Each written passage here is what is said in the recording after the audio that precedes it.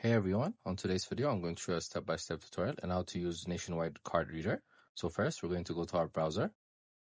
So next we're going to type Nationwide login.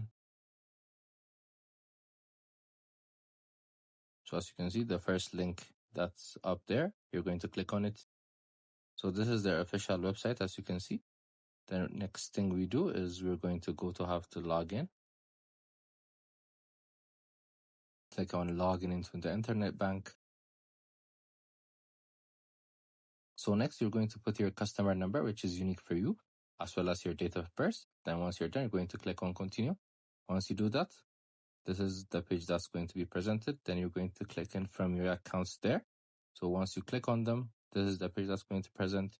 You're going to have to insert your card, then click on the sign in button, your PIN, as well as the code that's going to be shown here once you insert your card here. So once you insert that code, you're all set to go. I hope you guys like this video. Subscribe for more, like for more, share for more. I hope to see you again. Goodbye.